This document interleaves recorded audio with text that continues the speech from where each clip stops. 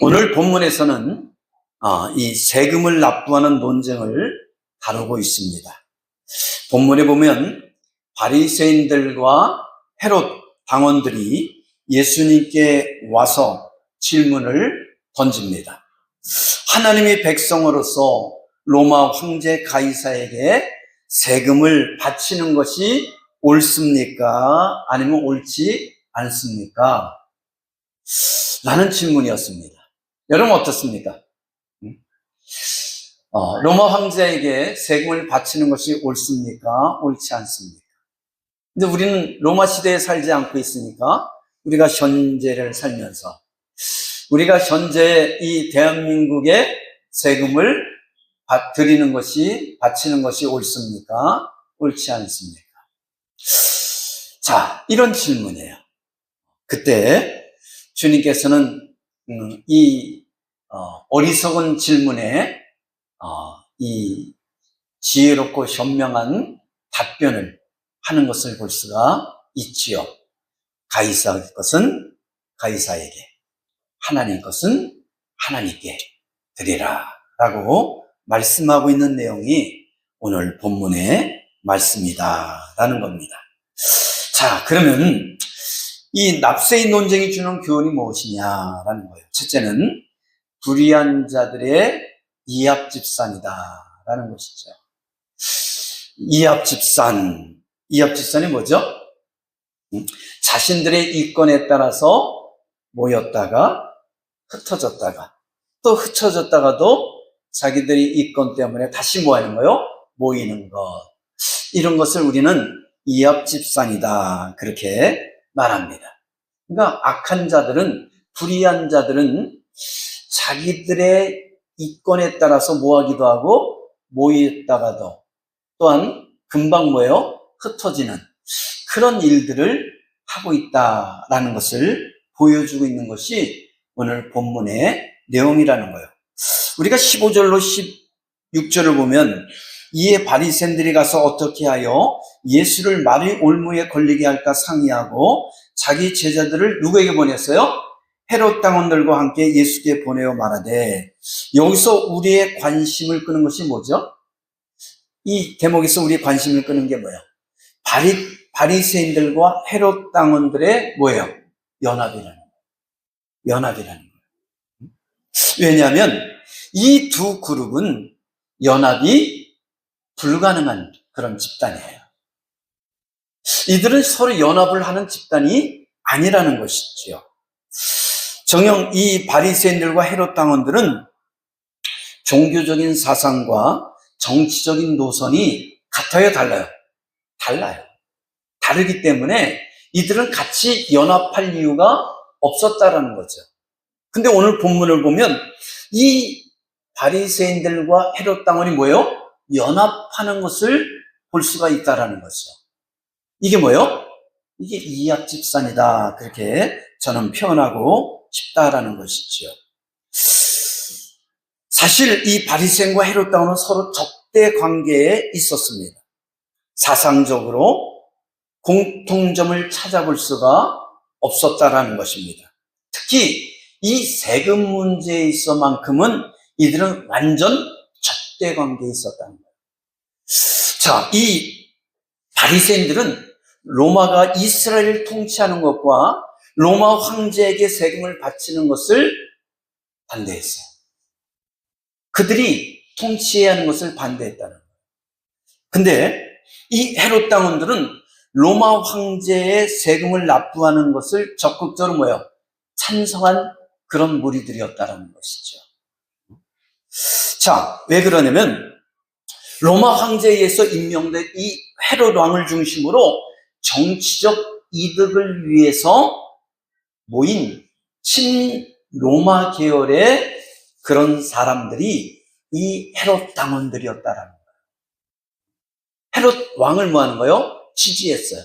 근데 이 헤롯 왕은 로마 황제가 임명한 이 갈릴리 지역의 분봉왕이었다라는 것이죠. 그러니까 이 헤롯 왕을 지지한다는 것은 즉 헤롯 왕을 임명한 누구를 또 지지하는 거예요? 이 로마 황제를 지지하는 거죠. 그렇기 때문에 이 로마 황제에게 세금을 내는 것을 이들은 당연시 여겼다는 겁니다. 다시 말해서 이 바리새인들은 로마 황제가 통치하는 것을 원치 않았고, 뿐만 아니라 세금을 내는 것을, 그들에게 세금을 바치는 것을 은근하게 거부했거든요. 노골적으로 드러낸 것은 아니에요. 하지만 이 헤롯 당원들은 당연히 세금을 내야 된다는 것을 독촉하는 그런 위치에 있던 사람들이었다는 거죠. 그렇다면 이 두 파가, 이 두 계열이 서로 연합할 수가 있어요, 없어요? 연합할 수가 없죠. 근데 오늘 성경을 보니까 이 바리새인들과 이 헤롯 당원이 뭐하고 있어요? 연합하고 있는 것을 볼 수가 있다는 거예요. 연합하는 것을 볼 수 있어요. 자, 그러면 이 두 집단은 왜, 무엇 때문에 연합관계를 형성했냐는 거예요. 왜 그런 것 같아요? 항상 모든 다른 노선을 걸어가고 있는 그 두 집단이 연합할 때는 이유가 하나뿐이 없어요. 자기들의 이권과 기득권을 위해서, 그것을 지키기 위해서 뭐 하는 거예요? 연합하는 거예요. 다시 말해서 이들이 연합한 이유는 예수 그리스도를 눈에 가시처럼 여겼고, 그리고 이 예수 그리스도를 뭐 하는 거예요?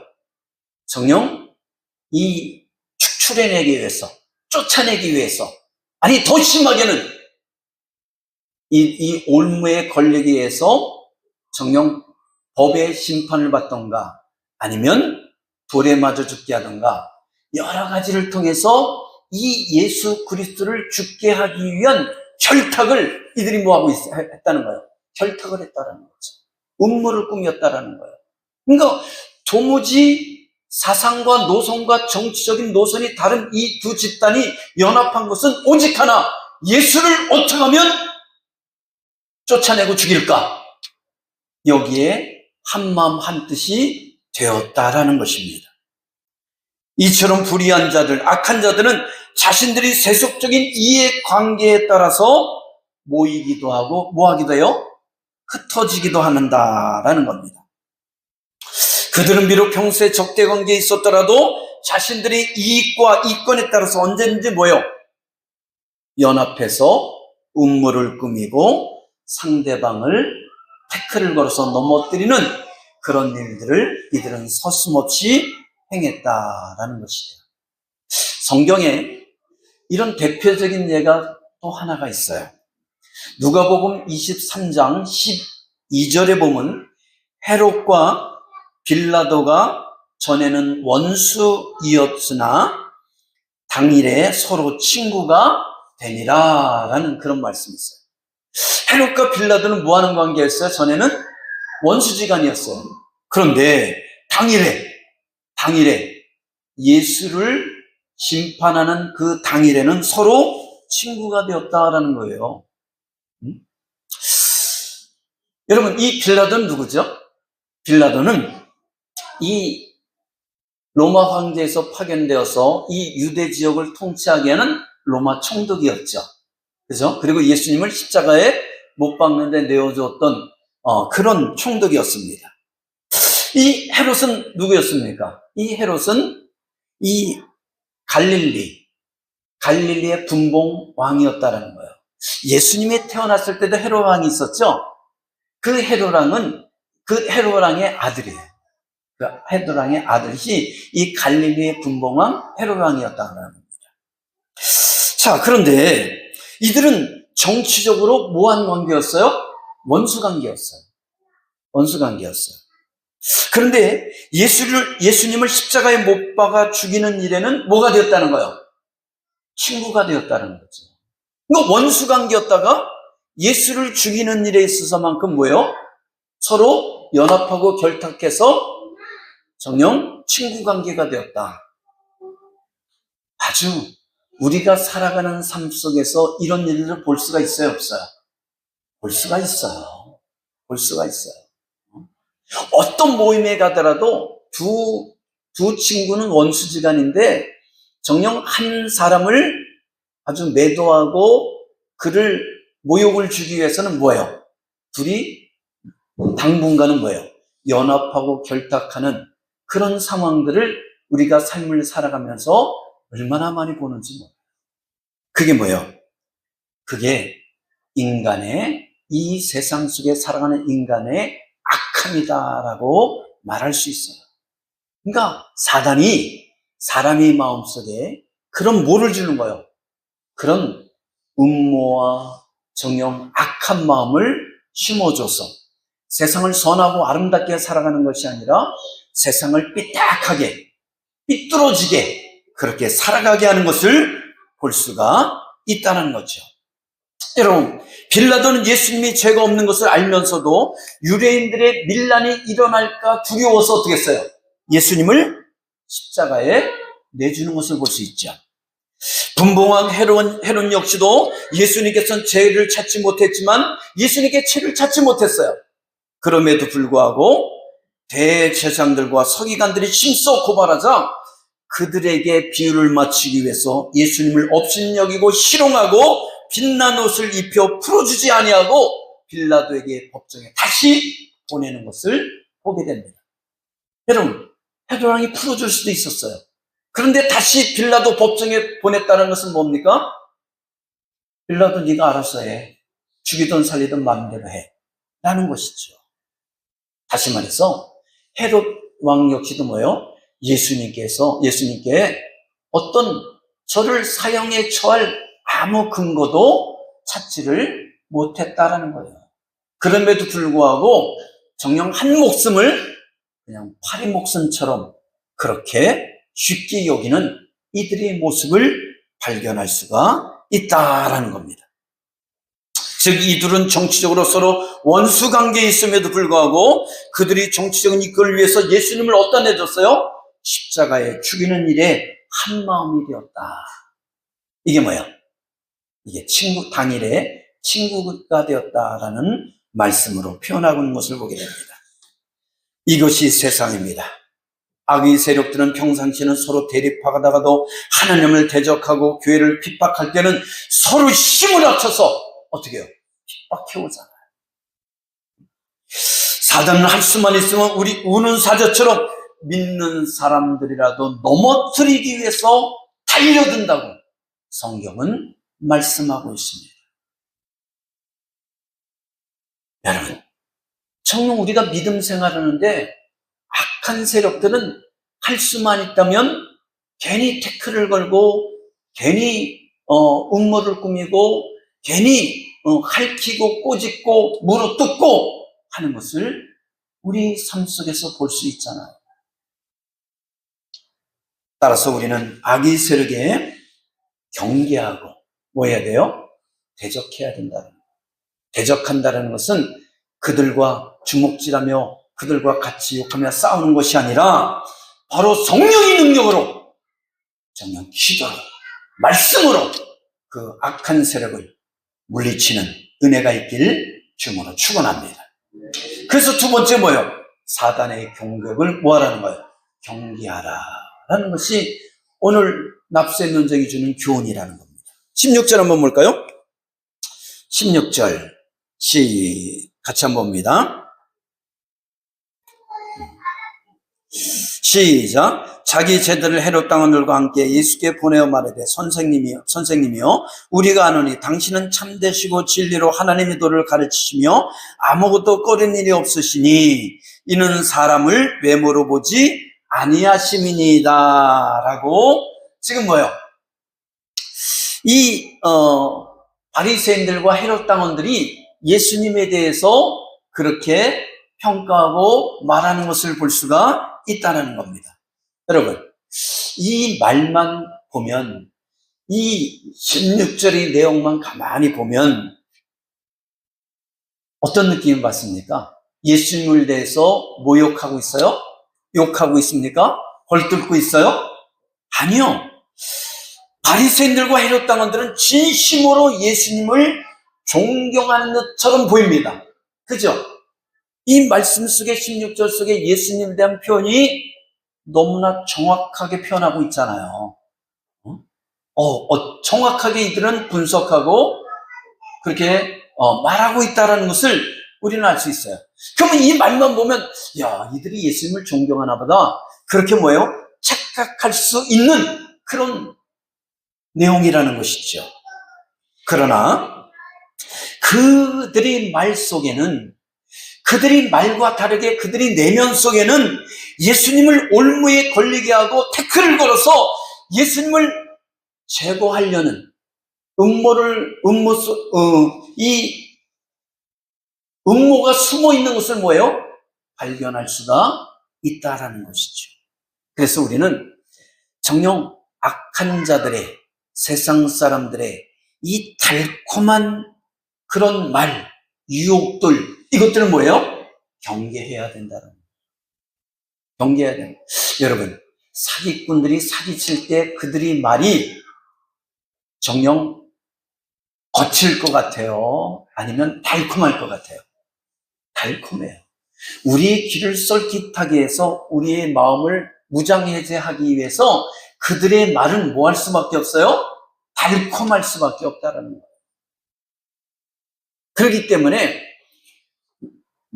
나와 상관이 없는 사람이 나에게 달콤한 말을 해? 그럼 뭐예요? 일단은 뭐 칭찬은 고래도 춤을 춘다고 그러잖아요. 뭐 좋지요. 근데 뭘 해서는 안 돼요. 듣는 것은 기쁘게 감사하게 듣지만 그것에 무장해제를 해서는 안 된다라는 거예요. 왜냐면 그냥 내 마음을 다 열어제끼면 그가 거침없이 들어와서 뭐 할 수 있다는, 나를 사기치고 넘어뜨릴 수 있다는 것을 우리는 알아야 된다라는 거죠. 그래서 달콤한 말, 칭찬하는 말, 정녕 그런 아첨하는 말, 이거보다는 우리는 바른 말에 귀를 기울이길 바랍니다. 진리 말씀에 귀를 기울일 수 있는 은혜가 있길 주님으로 축원합니다. 나를 살릴 수 있는, 나에게 생명을 주는 그 말씀에 귀를 기울여야 된다는 것을 우리는 기억하시길 바랍니다. 그래야지만 내가 사는 거예요. 내가 살고 내 가족이 사는 거예요. 내 자녀들이 살 수 있다는 것을 깨닫길 바랍니다. 여러분, 역사를 보면 이 왕들이 바른 말을 하는 충신들을 모였어요. 외면하고 아첨하고 좋은 말만 해주는 그런 간신들이 말을 듣다가 나라를 잃어버린 적이, 나라를 빼앗긴 적이 얼마나 많아요.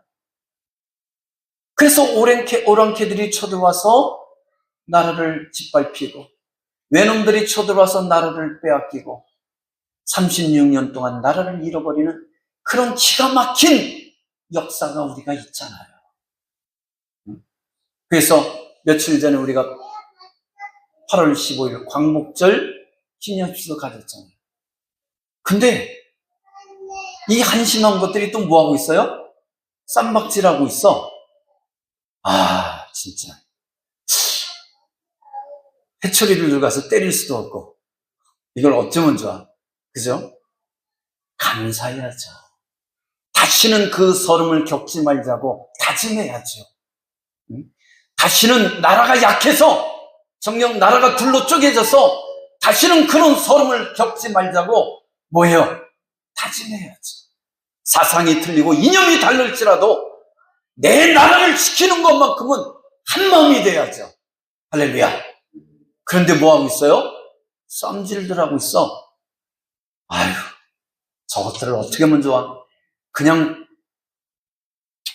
좋은 말로 하기보다는 그냥 막 하고 싶어. 그래, 안 그래요? 그렇습니다. 얼마 전에는 목사의 탈을 쓰고, 무슨 탈을 쓰고요? 목사의 탈을 쓰고 접근한 사람에게 명품백을 받았다가 공경에 처한 권력가의 아내의 기사가 뉴스에, 신문에 도배하고 있잖아요. 그걸 이용하는 자들이 지금 막 퍼뜨리고 있잖아요. 여러분, 목사가 왜 그래?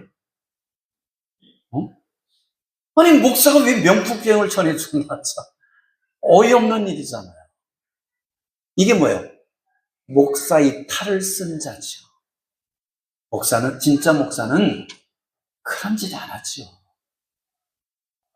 왜 그런 짓을 해요? 여러분, 이솝 우화에 보면 양의 탈을 쓴 늑대, 그 우화 얘기 있잖아요. 너무나 배고팠어요, 늑대가. 근데 양을 잡아먹으려니까 누가 있어요? 양치기가 몽둥이 들고 쫓아와서 두들겨 패니까 도망갈 수밖에 없잖아요. 그래서 그 양치기를 피하기 위해서 어떻게 해요? 양의 털을 쓰고 몰래 우리에 들어와서 양인 척 하고 있다가 양치기가 퇴근하고 났더니 그 우리에서 뭐 한 거예요? 양을 잡아먹는 거죠. 이런 자들이 지금 세상에 널려 있다는 거예요. 사단은요, 양의 탈을 쓰고 우리에게 접근해서 마치 정녕 달콤한 말로 유혹해서 우리를 넘어뜨리려고 했다는 거예요.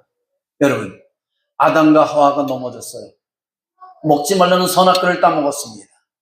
뱀이 와서 뭐하죠? 달콤한 말로 유혹했기 때문에 이 하와가 넘어갔다라는 거예요. 그 울무에 걸려서 넘어지는 바람에 하느님 먹지 말라는 선악과를 따먹으로 말미암아 뭐했죠? 하나님이 진노를 사서 에덴 동산에서 쫓겨나잖아요. 여러분, 사단의 달콤한 말을 조심하시길 바랍니다. 경계하시길 바랍니다. 그 말보다는 우리는 하나님의 말씀에, 그 말씀이 나를 징계하면 회개하시고, 그 말씀이 나를 위로하면 위로를 받으시고, 그 말씀이 나를 축복하면 축복을 받는 그런 우리 광면의 성도 되길 주님으로 축원합니다. 악한 세력들은 상대방을 넘어뜨리기 위해서 수단과 방법을 가리지 않습니다. 본문에 보면 바리새인과 헤롯당원들은 하나님의 아들까지 넘어뜨리기 위해서 달콤한 말로 유혹하는 것을 볼 수가 있다는 겁니다. 달콤한 말로 유혹하잖아요. 당신은 참되시고 진리로 하나님의 도를 가르치며 아무도 꺼리는 일이 없으시니 이는 사람을 외모로 보지 아니함이니라. 이만큼 달콤한 말이 어디 있어요? 이만큼 극찬의 이 랍비를 칭찬하는 극찬의 말이 어디 있냐는 거예요. 근데 주님은 그것을 간파하셨어요. 간파하셨어요. 그래서 성경에 보면 뭐라고 말합니까? 성경에 보면 이들이 악함을 하시고 18절 볼까요? 18절 시작. 예수께서 그들이 악함을 아시고. 여러분, 이게 중요한 거예요. 이 달콤한 말에 예수님은 금방 뭐 했어요? 이들이 악함을 간파하셨다는 거예요. 근데 우리는 어떻게 하죠? 우리는 그런 아첨의 말을 들으면 금방 무장해져 버립니다. 나의 부모가, 나의 가족이, 나의 친구가 그러면 마음껏 받으세요. 근데 생전 모르는 사람이 할 때는 어떻게 해요? 이거는 그냥 그것도 받아요. 근데 뭐 하지 말자고요? 무장해지는 하지 마세요. 항상 마음 한편에는 경계심을 갖고 있는 것이 중요하다라는 것을 우리가 알길 바랍니다. 우리가 17절 한번 볼까요? 17절 시작. 그러면 당신이 생각하는 어떠한지 우리에게 이르소서. 가이사에게 세금을 바치는 것이 옳으니까 옳지 않습니까? 여러분,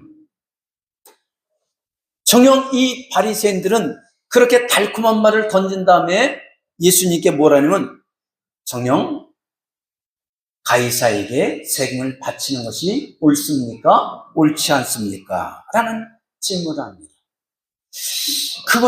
이것은 뭐에 대한 거죠? 납세에 대한 것이에요.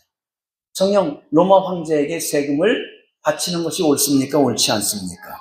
여러분, 이 이거는 간단하고 별거 아닌 것 같지만 이 질문에는 굉장한 음모가 숨어져 있어요.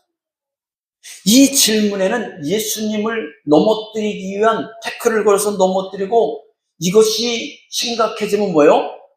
예수님이 죽음을 당할 수 있는 그런 질문이 바로 이 질문이었다는 거예요. 그렇기 때문에 이 바리새인과 헤롯 당원들이 뭐예요?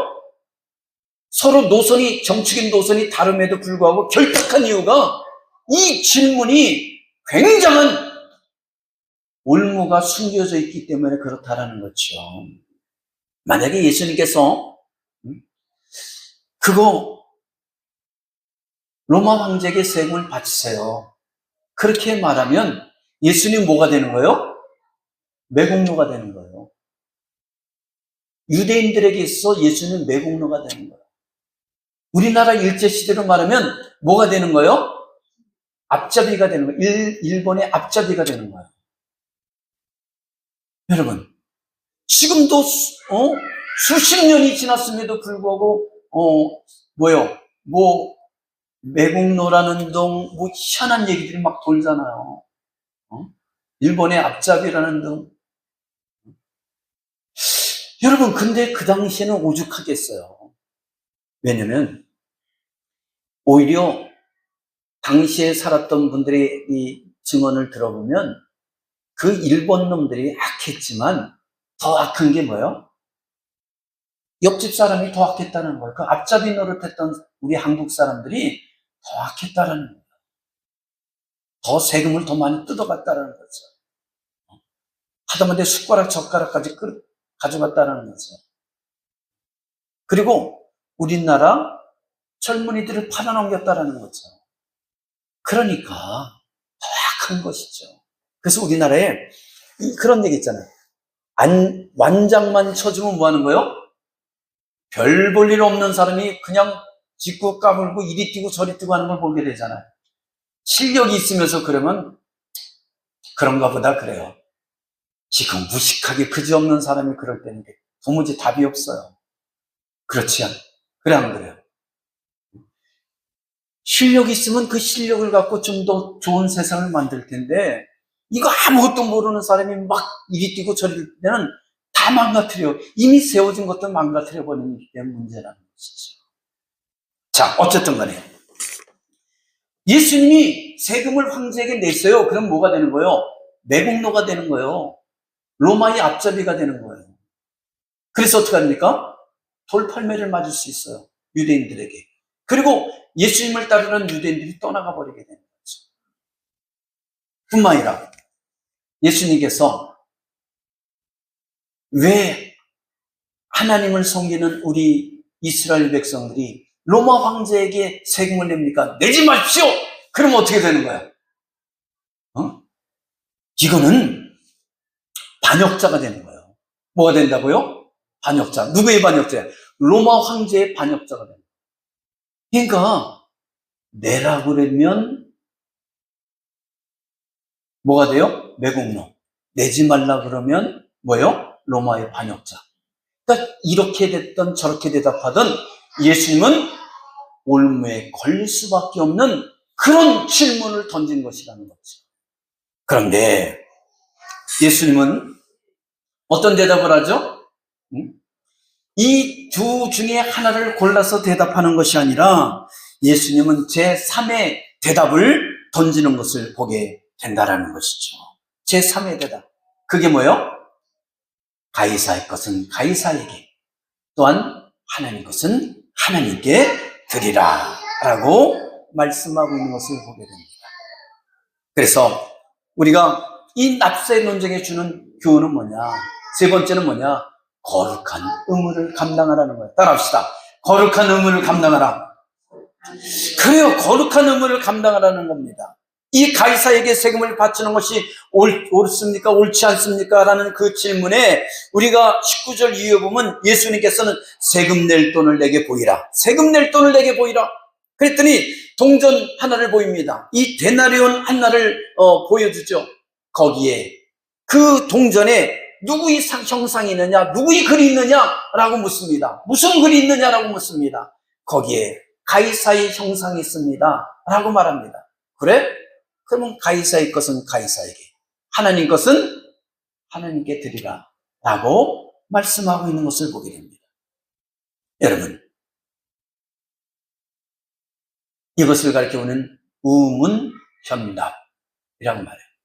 어리석은 질문에 현명한 대답을 하셨다는 것이죠. 이들이 예수님을 넘어뜨리기 위해서, 태클 걸기 위해서, 죽이기 위해서 질문을 던졌는데 예수님은 그들이 악함을 하시고 현명한 대답으로 그들의 질문을 피해 가시는 것을 볼 수가 있다는 거죠. 우리가 성경을 읽으면서 예수님의 지혜를 배울 수 있는 은혜가 있기를 주님으로 축원합니다. 가정 속에서요, 부부가 막 맞짱 뜨고 싸우고 막 소 뜨고 냄비 뜨고 날아가는 이유가 뭐죠? A라는 질문을 던지면 B라는 대답으로 꽉 찔러대기 때문에 그래요. 그러니까 탕통 어떻게 해요? 튀어. 불꽃이 튀어. 칼싸움이 일어나서 불꽃이 튀어. 그러다가 누구 하나는 뭐예요? 치명상을 입어야지만 게임이 끝나. 그러다가 나중에 어떻게 해요? 복수극이 다시 일어나죠. 내가 이 원수를 갖고 말 거야. 그리고 누르고 있다가 또 문제가 터지면 그 문제를 가지고 또 어떻게 해요? 아주 치열하게 싸우죠. 이게 가정사잖아요, 지금. 근데 예수님의 지혜를 배우면 나를 꽉 찔러대는, 나를 죽이려는 그런 질문을 했을 때 어떻게 해요? 그래, 너 나에게 이렇게 찔렀지? 그러면 나도 너를 찔를 거야. 이러는 게 아니라 예수님처럼 지혜롭게 돌려서 답하면 어떻게 될까요? 어떻게 될 것 같아요? 싸울 것 같아요? 아니면 정녕 그 싸움이 흐물흐물해질 것 같아요? 흐물흐물해지죠. 그래서 성경 속에는 예수님께서 우리가 살아가는 그 지혜의 말씀, 사단이 공격해 올 때 그것을 어떻게 답변할 것인가 라는 것도 주시지만, 이 질문 속에는 우리가 가정을 살아가는데, 가정생활할 때, 사람을 대할 때 그 지혜가 담겨 있다라는 것을 보여주고 있어요. 그렇습니다. 그래서 이 성경에 보면 거룩한 의무를 감당하려 할 때 그 두 개의 의무가 있죠. 하나는 국가에 대한 의무가 있고, 하나는 하나님에 대한 거룩한 의무가 있다라는 것이죠. 그게 뭐죠? 그게 바로 오늘 본문의 말씀입니다. 바로, 자, 우리가 21절 한번 읽어봅니다. 21절 시작. 이르되 가이사 것이니이다. 이에 이르시되 그런즉 가이사의 것은 가이사에게, 하나님의 것은 하나님께 바치라 하시니. 할렐루야. 그러니까 우리가 이 납세, 세금을 낼 때 두 가지 의무가 있다는 거예요. 첫째는 뭐예요? 국가에 대해 내는 납세 의무가 있다라는 것을 주님께서는 인정하고 있다라는 겁니다. 여러분, 성도는 하나님의 자녀입니다. 하나님 나라의 백성이지만 또한 우리는 어디에 속해 있어요? 대한민국에 속해 있잖아요. 그래서 대한민국에 속해 있기 때문에 대한민국 국민으로서의 의무를 성실히 감당해야 된다는 거예요. 그래서 저는 초등학교 때 보면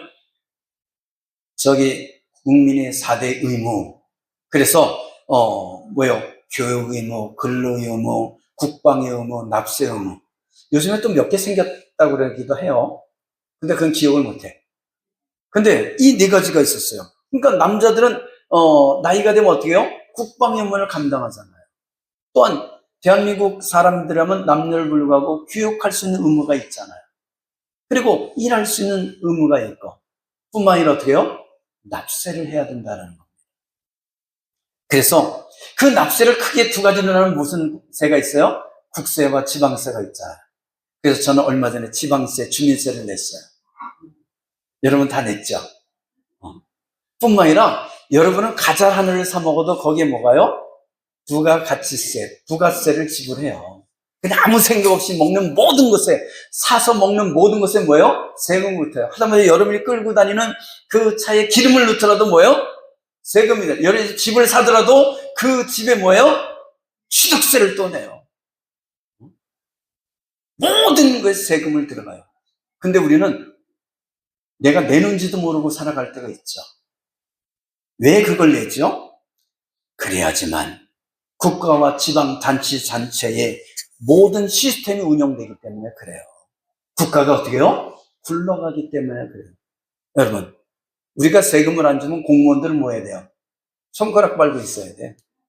그래서 우리는 그 공무원, 그래서 가끔 보면 그러잖아요. 내가 내는 세금을 갖고 먹고 살면서 니네들이 왜 일을 안 하는 거야? 그러면서 동사무소 같은 데 가면 막 큰 소리 치는 사람 있죠? 근데 가만히 들으면 맞는 얘기야. 사실 그들은 국민이 낸 세금으로 월급을 받고 있는 거예요.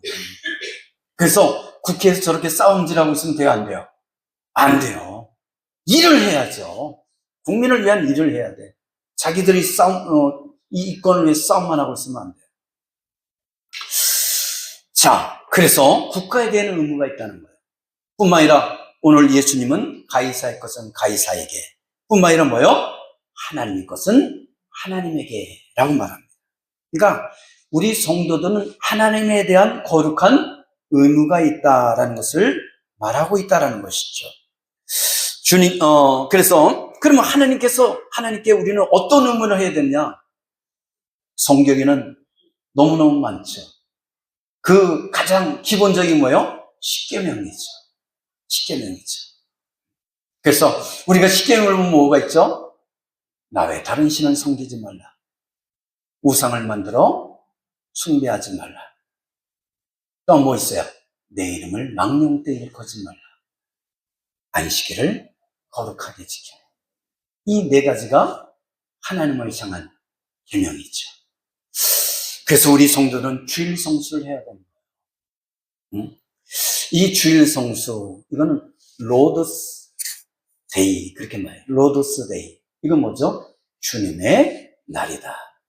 그래서 주일은 주님의 날이에요. 많은 사람들이 그냥 교회만 다니면서 그 주님의 날의 그 소중성, 귀함성을 모르니까 어떤 일이 일어나죠? 그냥 자기 바쁜 일이 있으면 그 주일을 그냥 대충 빼먹어도 된다는 그런 생각과 사고로 살아가는 사람들이 있어요. 이거는 하나님에 대한 거룩한 의무를 이행하지 못하는 어리석은 모습이라는 겁니다. 우리가 악한 농부의 비유에서 5절에 이런 말이 있죠. 정녕 혼인잔치에 초대했어요. 왕이 초대했습니다. 그랬더니 뭐라 그러죠? 정녕 관심이 없어요. 그러면서 나는 밭에 가야 됩니다. 나는 사업차 일하러 가야 돼요. 그러면서 혼인잔치를 거부하거든요. 이건 다시 말해서 천국잔치를 거부하는 거예요. 우리가 하나님 앞에 나와서 주일을 성수하는 것은 이게 작은 천국잔치라는 것을 깨닫길 바랍니다. 그래서 가장 우선순위가 뭐냐? 하나님 앞에 나와서 예배드리는 것이라는 것을 우리가 알아야 된다라는 거죠. 그래서 우리가 8절 한번 볼까요? 22장 8절. 22장 8절 시작. 이에 종들에게 이르되 혼인잔치는 준비되었으나 청한 사람들은 뭐요? 합당하지 않다. 여러분, 나는 밭에 가야 됩니다. 나는 사업차 가야 됩니다. 나는 장가 가서 못 갑니다. 나는 소를 샀기 때문에 시험해야 되기 때문에 못 갑니다. 라고 말하는 사람들에게 뭐라 그래요? 합당하지 않다라는 거예요. 그래서 너는 종들을 시켜서 네 거리에 가서 사거리에 가서 지나가는 사람들을 다 추천해라 라고 임금이 말하잖아요. 그죠? 그렇기 때문에 정녕 우리는 하나님의 주님의 날이 주님 것이라는 것을 알고 주님 앞에 드려지는 그런 은혜가 있기를 주님으로 축원합니다. 또 뭐요? 납세 문제니까 이 국가에는 뭐요? 납세를 내야 되죠. 그럼 하나님 앞에 뭘 드려야 돼요? 예물을 드리는 거죠. 교회 속에는 수많은 여러 가지 예물들이 있습니다. 그런데 하나님은 있는 자는 어떻게 드리라고 해요? 송아지를 드리라고 해요. 좀 있는 자는 뭘 드리라고요? 양을 드리라고 해요. 너 아무것도 없느냐? 그럼 뭘 드리라고 해요? 비둘기를 드리라는 거죠. 그러니까 정녕 어거지로 드려서는 안 된다는 거예요. 막 그냥 내가 있는 만큼, 내가 하나님께 감사하는 만큼 드리는 것. 이것을 하나님이 기뻐하세요. 그래서 성경이 뭐라 하죠? 억지로, 인색함으로 드리는 것이 아니라 즐거운 마음으로, 감사한 마음으로 드려라. 할렐루야. 비둘기도 없는 사람 뭘 드렸어요? 소재, 밀가루 한 움을 드리는 거예요. 근데 중요한 것은 뭐예요? 드리는 거예요. 그 드림 속에 마음이 있는 거예요. 그래서 그런 말이 있죠. 물질이 있는 곳에 뭐가 있다고요? 마음이. 그래서 여러분이 정녕 내 마음에 감사가 우러나면 그 감사를 드리는 거예요. 생일을 맞이했으면 생일 감사를 드리고, 나의 사업을 축복했으면 축복에 대한 감사를 드리는 거죠. 그래서 내 형편에 맞게 그렇게 드려질 때 하나님은 그것을 뭐요? 기뻐하신다라고 말씀하고 있어요. 그리고 초보자들은 전혀 못하는 그런 예물이 있어요. 믿음이 있어야지만 드리는 예물이 있죠. 그게 뭐예요? 11조.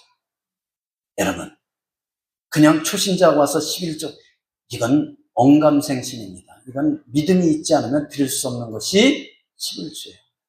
하나님께서 나에게 엄청난 은혜를 주셨다는 것을 깨닫는 사람, 진실로 주님께서 나를 축복했다는 것을 아는 사람, 내가 예수 그리스도를 믿음으로 말미암아 내가 구원받았고 천국의 소망을 갖고 하나님을 아버지를 섬기며 내가 살아갑니다. 그렇기 때문에 내가 주님께서 나에게 모든 것을 주셨고 그 주신 것에 내가 주님을 위해서 하나님 나라 확장을 위해서 들어집니다 라고, 그런 믿음이 있는 사람이 드리는 것이 뭐예요? 그게 11조예요. 그렇기 때문에 이 11조는 믿음이 있어야지만 드리는 거지, 없는 사람이 드리려고 그러다가 뭐예요? 걸려 넘어져요. 괜히 아까워서 못 드려. 그래 안 그래요? 그러니까 믿음이 있을 때 여러분들이 감사함으로 드려지는 은혜가 있길 주님으로 축원합니다. 말라기서 3장 8절에 이런 말씀이 있습니다. 하나님께서 이스라엘 백성들이 11조를 드리지 않는 것에 대해서 사람이 어찌 하나님의 것을 도둑질할 수 있느냐? 저들이 죄를 책망하신 것을 볼 수 있죠. 그때 3절 9절에 하나님의 것을 도둑질한 것에 대해서 저주를 받을 것이라 하시면서 11조는 하나님께서 하늘문을 열고 복을 쌓을 곳이 없도록 붙는 축복의 통로라고 말씀하고 있다는 거예요. 여러분, 콩 심는데 뭐 나죠?